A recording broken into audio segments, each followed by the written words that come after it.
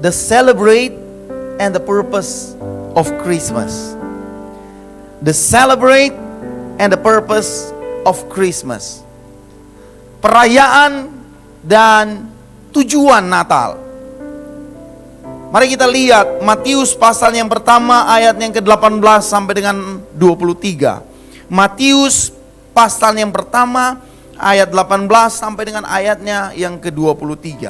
Kelahiran Yesus Kristus adalah seperti berikut. Pada waktu Maria ibunya bertunangan dengan Yusuf, ternyata ia mengandung dari Roh Kudus sebelum mereka hidup sebagai suami istri. Karena Yusuf suaminya seorang yang tulus hati dan tidak mau mencemarkan nama istrinya di muka umum, dia bermaksud menceraikannya dengan diam-diam. Tetapi ketika ia mempertimbangkan maksud itu, malaikat Tuhan nampak kepadanya dalam mimpi dan berkata, "Yusuf anak Daud, janganlah engkau takut mengambil Maria sebagai istrimu, sebab anak yang di dalam kandungannya adalah dari Roh Kudus. Dia akan melahirkan anak laki-laki dan engkau akan menamakan dia Yesus, karena dialah yang akan menyelamatkan umatnya dari dosa mereka." Hal itu terjadi supaya genaplah yang difirmankan Tuhan oleh Nabi. Sesungguhnya anak darah itu akan mengandung dan melahirkan seorang anak laki-laki, dan mereka akan menamakan dia Immanuel, yang berarti Allah menyertai kita. The celebrate and the purpose of Christmas. Kalau saudara mungkin datang ke gereja malam ini, saudara mungkin ada yang terjebak macet. Dan kalau saudara keluar, saudara akan menemukan bahwa pasar, di depan ada pasar, pasti penuh dengan orang yang berbelanja. Penuh dengan orang yang mempersiapkan untuk perayaan besok hari. Perayaan Natal besok hari. Dan kemudian kalau kita ke toko, kita akan lihat toko penuh, mall penuh, restoran penuh dengan orang. Bukan hanya itu saudara, kita juga memperindah rumah kita. Bahkan gereja kita diperindah, saudara ya. Kita memasang banyak lampu, hiasan Natal, dan kemudian kita melakukan perbaikan rumah di sana sini supaya pas hari Natal itu rumah dapat lihat cantik, indah. Mana saya punya box?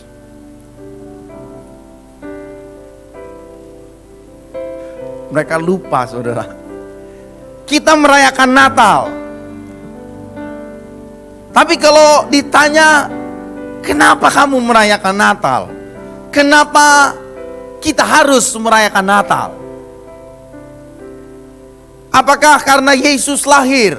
Iya, karena Yesus lahir. Tetapi bukankah malam ketika Yesus lahir, ada banyak anak-anak yang juga lahir, saudara? Kalau saudara perhatikan, saudara akan temukan mungkin di gereja ini.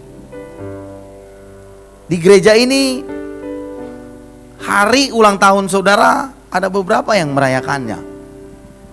Di gereja kita saja. Di malam Yesus lahir, ada banyak anak yang juga lahir di sana. Untuk apa kita merayakan Natal?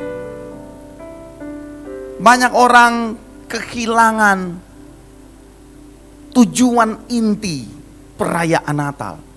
Banyak orang merayakan Natal tanpa mengerti inti, maksud, tujuan dari perayaan Natal itu. Makanya hanya sedikit orang yang datang ke gereja di malam Natal.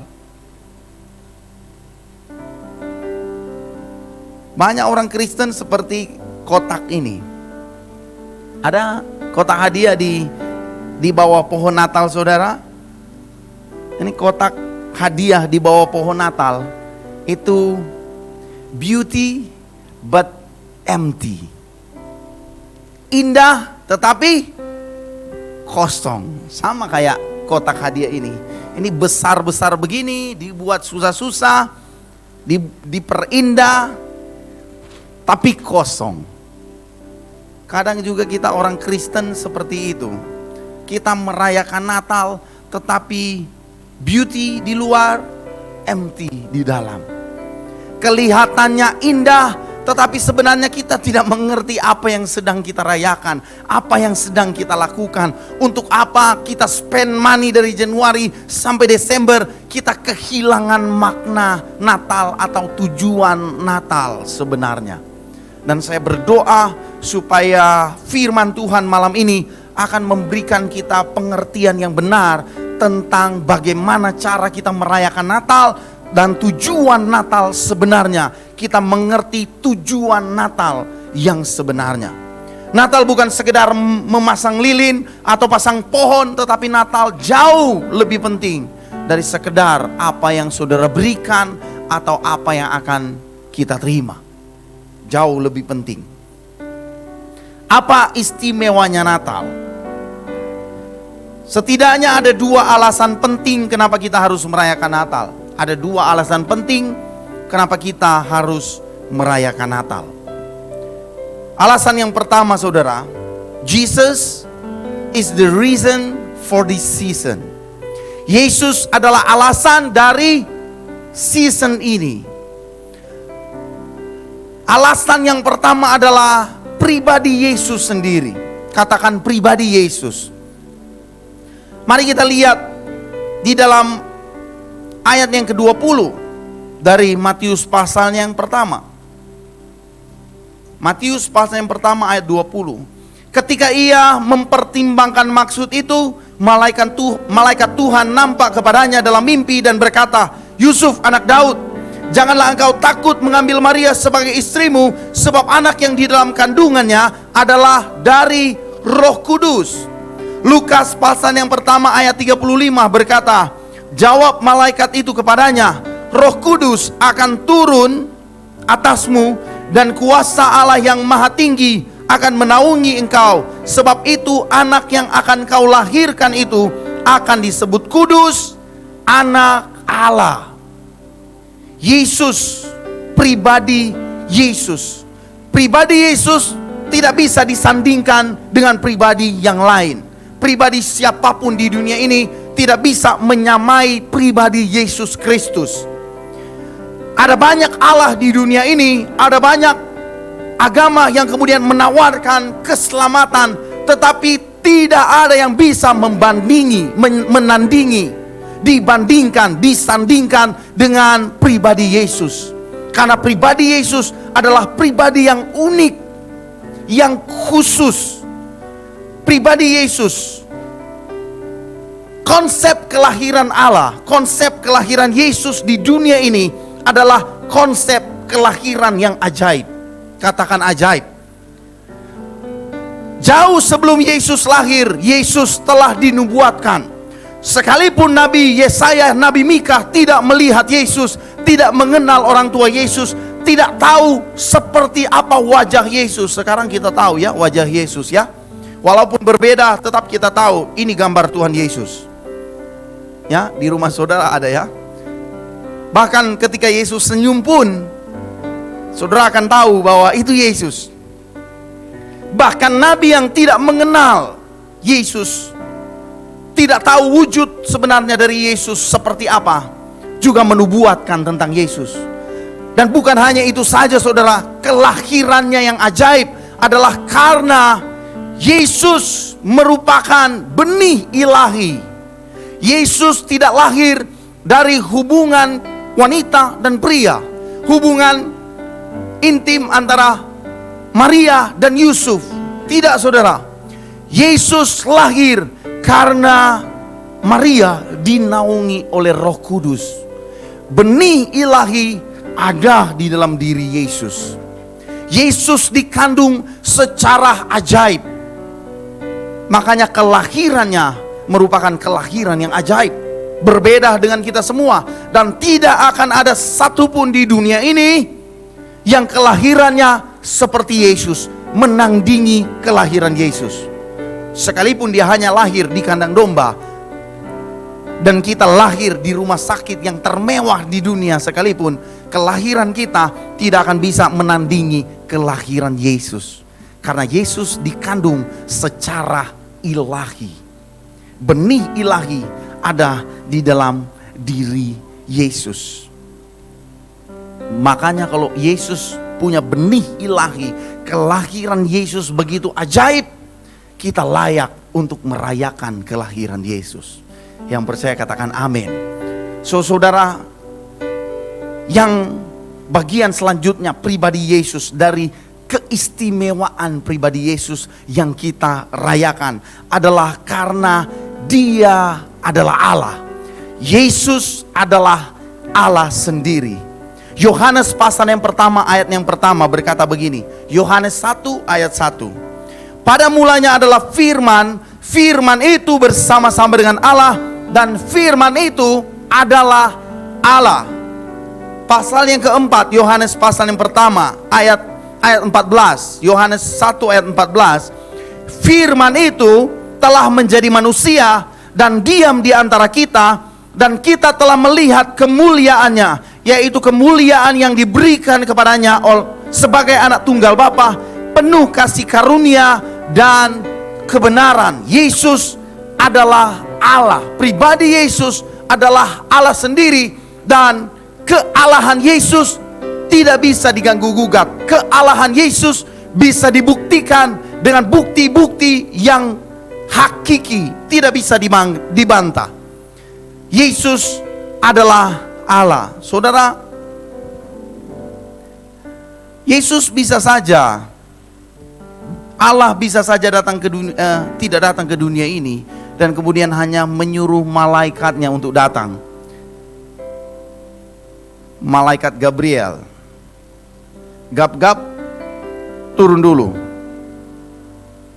Yesus bisa saja mengutus malaikatnya, tetapi Yesus tidak melakukannya. Yesus memilih, Allah memilih untuk datang sendiri ke dunia ini, mengambil rupa seorang hamba supaya kita bisa melihat gambaran kemuliaan Allah Bapa melalui anak tunggalnya di dalam Yesus Kristus. Kenapa Yesus lahir? Karena kita tidak mengerti gambaran Allah sesungguhnya. Yesus harus lahir supaya kita bisa mengerti gambaran yang utuh dari Allah Bapa, dari Allah yang kita sembah. Makanya Yesus harus hadir supaya ketika engkau melihat aku, engkau sudah melihat Bapa di sorga. Itu kata Yesus. Yesus adalah Allah. Matius pasal yang pertama ayatnya yang ke-23. Sesungguhnya anak darah itu akan mengandung dan melahirkan seorang anak laki-laki, dan mereka akan menamakan dia Immanuel, yang berarti Allah menyertai kita. Saudara, Immanuel, Allah menyertai kita. Bagian ini penting karena bagian ini sering disalahartikan. Saya percaya iblis yang berusaha mengaburkan kebenaran tentang kata Allah menyertai kita, tentang kata Allah yang mengambil rupa menjadi manusia di dalam diri Yesus, dan kemudian Dia menyertai kita. Bukan hanya Dia menyertai kita ketika Dia ada di dunia ini selama 33 tahun setengah, tetapi Dia menyertai kita sampai selama-lamanya. Ya, Tuhan sudah naik ke surga. Jadi mungkin Dia tidak menyertai kita lagi.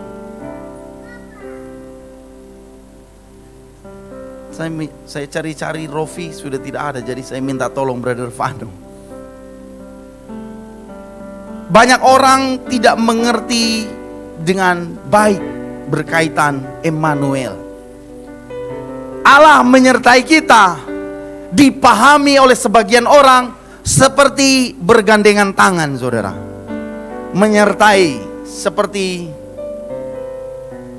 menyertai. Seperti lagu tadi pagi ya, sepanjang jalan kenangan kita selalu bergandeng tangan. Menyertai. Bukan seperti itu, saudara. Menyertai bukan sekedar bersama-sama dengan kita melewati dunia ini. Bukan, saudara. Banyak orang, Tuhan ada bersama dengan engkau. Kita mengertinya bahwa Dia akan menyertai kita berjalan bersama-sama. Tiap langkahku ada langkah Yesus di sebelah kiri patorang atau di sebelah kanan patorang. Tetapi Immanuel, Allah menyertai kita, itu berarti Dia mengambil tempat di dalam hati kita. Itu berarti Dia mengambil tempat di dalam roh kita, di dalam jiwa kita, di dalam kehidupan kita. Allah Immanuel mengambil tempat di dalam hidup kita. Itu berarti Allah menyertai kita. Dia mengambil tempat di dalam hidupmu, bukan di sampingmu menyertaimu, tetapi Dia mengambil tempat di dalam hidupmu, di dalam dirimu. Dan Allah, Yesus, Allah ada di dalam hidupmu. Ketika engkau makan, Allah ada di sana, saudara. Ketika engkau tidur, Allah ada di sana. Ketika sedang TikTok, Allah juga ada di sana. Saya waktu ingat ini saya senyum, saudara, karena saya membayangkan kalau Allah ada di sana, apakah waktu saya goyang TikTok, Allah juga goyang TikTok. Ketika engkau main Instagram, Allah ada di sana, saudara. Bahkan ketika engkau membutuhkan, ketika engkau sedang lemah, Allah ada di tengah-tengah kelemahanmu untuk memberikan engkau kekuatan. Ketika engkau sedang membutuhkan pertolongan dari Allah, Dia ada jawaban. Karena Dia menyertai engkau, bukan hanya bersama dengan engkau, tetapi Dia ada di dalam hidupmu, di dalam dirimu, di dalam pikiranmu, di dalam hatimu, di dalam roh dan batinmu. Dia ada di sana, saudara. Kalau Dia ada di dalam kita, tidak ada alasan untuk kita tidak merayakan Natal. Kalau kita mengerti konsep kebenaran ini, maka kita akan merayakannya dengan penuh sukacita, dengan antusias, bukan karena tergantung toples berapa banyak di rumah. Jangan lupa besok bawa toples di gereja. Atau berapa banyak yang saudara bisa terima di hari Natal ini. Saya akan menuai. Atau seberapa banyak yang kau berikan di hari Natal ini, bukan, saudara, tetapi karena Dia Allah Immanuel ada menyertai bersama dengan engkau. So, saudara, waktu engkau menghadapi Natal ini, Dia Tuhan ada bersama dengan engkau, menyertai kehidupan kita. Kalau yang diberkati banyak berkat hari Natal, gampang bilang Allah Immanuel. Tetapi kalau yang lagi sulit, saudara tetap harus bilang Allah Immanuel. Karena itu kebenarannya, saudara. Tepuk tangan buat Brother Fano. God with us, Immanuel, berarti Dia tinggal di dalam kamu. Dia tinggal bersama-sama dengan kamu. Dia mengambil tempat terbaik di dalam hatimu. Dia mengambil tempat di dalam hidupmu. Dia mengambil tempat di dalam rohmu. Dia hidup di dalam kamu. Allah Immanuel. Saya akan memuji Tuhan ketika tahu kebenaran ini. Dan saya akan merayakan Natal ini dengan penuh antusias, dengan penuh sukacita, dengan penuh pengharapan di dalam Yesus Kristus. Allah Immanuel. Itu yang pertama. Karena pribadi Yesus. Yang kedua, kenapa kita perlu merayakan Natal? Dan apa tujuan Natal sebenarnya?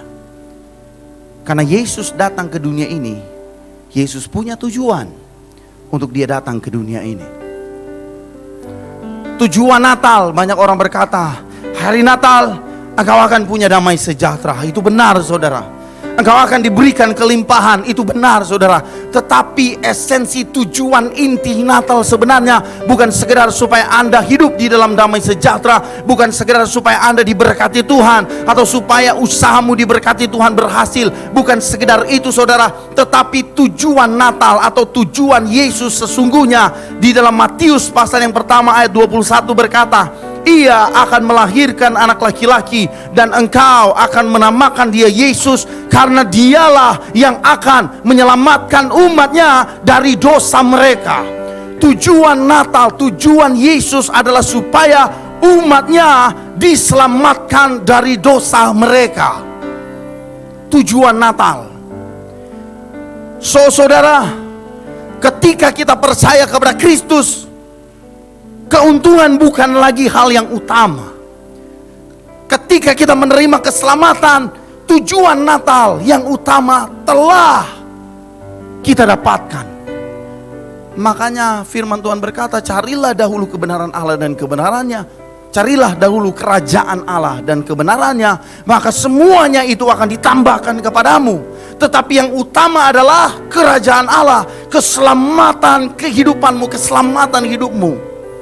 Kalau kita tanya apa kebutuhan utamamu, banyak orang akan jawab, makan. Ada yang bilang yang tidak punya rumah, dia akan bilang punya rumah. Yang nggak punya pacar, dia akan bilang nggak punya pacar. Apalagi yang tidak punya istri. Istri, pastor. Tetapi kalau kita tanya di dalam kedalaman hati kita yang sebenarnya, apa kebutuhan utama manusia yang telah jatuh ke dalam dosa? Tujuan, kebutuhan utama kita adalah keselamatan. Dan Kristus datang ke dunia ini menawarkan keselamatan untuk kita semua.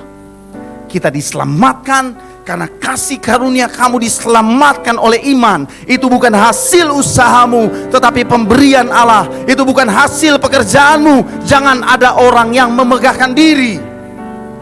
Kita diselamatkan karena kasih karunia Allah. Katakan kasih karunia Allah.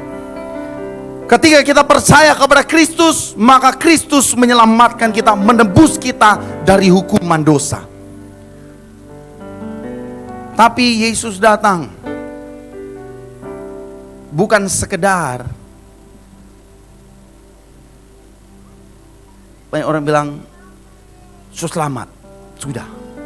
Tetapi ada yang lebih penting dari sekedar kita tahu sudah diselamat, sudah.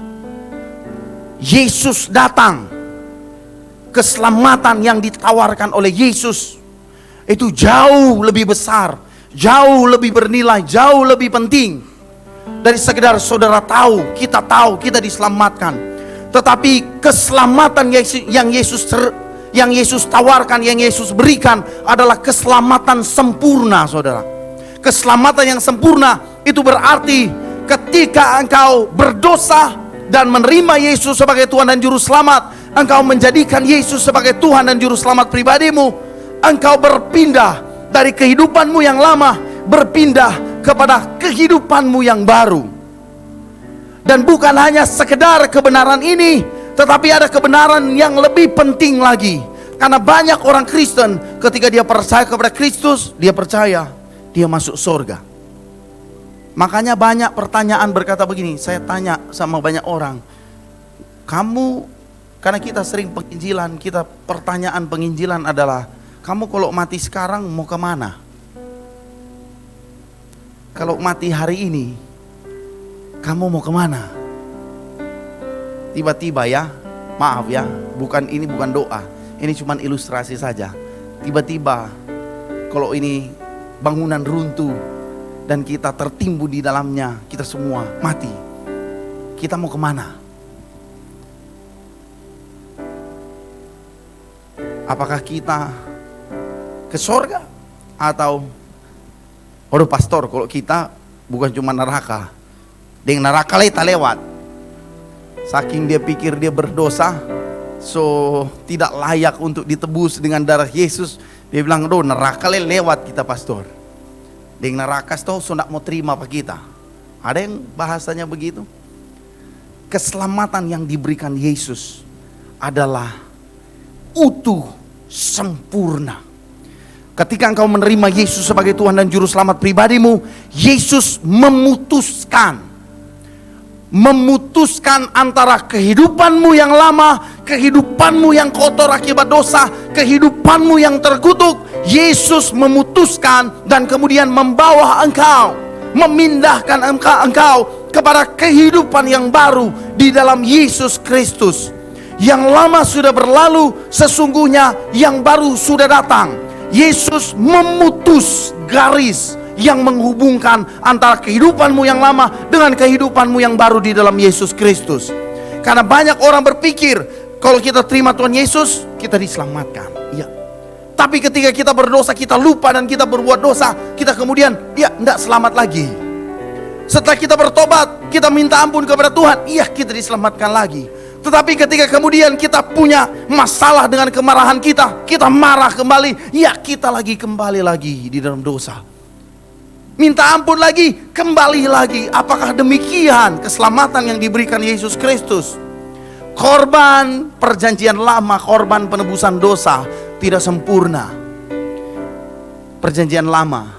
Makanya setiap kali orang Israel, umat Israel berbuat dosa, mereka kemudian mempersembahkan korban sembelihan. Karena korban sembelihan, korban penghapusan dosa tidak sempurna menebus hukuman dosa. Tetapi korban Yesus Kristus di atas kayu salib sempurna menghapuskan dosa semua manusia. Dosa di masa lalu, dosa yang ada sekarang, ataupun dosa yang akan datang. Ketika Yesus datang, Yesus benar-benar menjadikan kita baru, umatnya dari dosa mereka, menyelamatkan umatnya dari dosa mereka. Karena ada baru versi lain, saudara.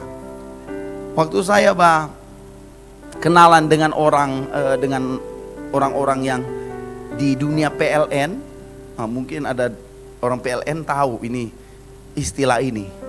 Ada barang yang sudah rusak, itu kemudian di retrofit jadi barang baru. Dia rusak, di retrofit, kemampuannya jadi lebih baik, kelihatannya baru, tetapi itu tidak benar-benar baru. Itu namanya retrofit. Tetapi keselamatan di dalam Yesus Kristus, engkau yang lama, sekarang hidupmu jadi baru, benar-benar baru, saudara. A new one, memang newborn, dilahirkan kembali, benar-benar baru. Makanya Yesus bilang, engkau harus masuk ke dalam rahim ibumu. Seseorang yang tidak dilahirkan kembali, seseorang yang tidak dilahirkan kembali, sesungguhnya dia tidak diselamatkan. Kalau engkau mau diselamatkan, engkau harus dilahirkan kembali. Karena keselamatan di dalam Yesus Kristus benar-benar baru dan sempurna. Yang percaya katakan amin. Kalau keselamatan yang ditawarkan Yesus benar-benar baru, tujuan Natal adalah supaya saya diselamatkan, maka tidak ada hal yang lebih penting, yang lebih utama, yang lebih urgent daripada keselamatan jiwa kita. Ketika engkau diselamatkan, hidupmu benar-benar baru. Dan tujuan utama Natal Yesus datang ke dunia ini adalah supaya Yesus menyelamatkan umatnya dari dosa mereka. Itu tujuan utama Natal, saudara. Dan kita perlu merayakannya. Setiap Natal adalah perayaan tentang keselamatan yang Yesus berikan. Setiap hari Minggu kita merayakan keselamatan yang Yesus berikan. Setiap ada perayaan ibadah, kita merayakan keselamatan yang Yesus berikan. Makanya ibadah orang Kristen adalah hari Minggu. Karena hari Minggu adalah hari di mana Yesus dibangkitkan. Kita beroleh keselamatan. So, saudara, alasan Natal yang sesungguhnya adalah supaya kita bisa memiliki hidup yang kekal. Alasan Natal yang sesungguhnya, tujuan Natal yang sesungguhnya, perayaan Natal yang kita rayakan adalah kita memiliki kehidupan yang kekal di dalam Yesus Kristus. Mari rayakan Natal dengan pengertian yang benar. Rayakan Natal dengan penuh sukacita. Rayakan Natal dengan penuh penyembahan kepada Tuhan untuk semua yang Yesus lakukan, untuk segala sesuatu yang Yesus telah lakukan di atas kayu salib untuk hidupmu.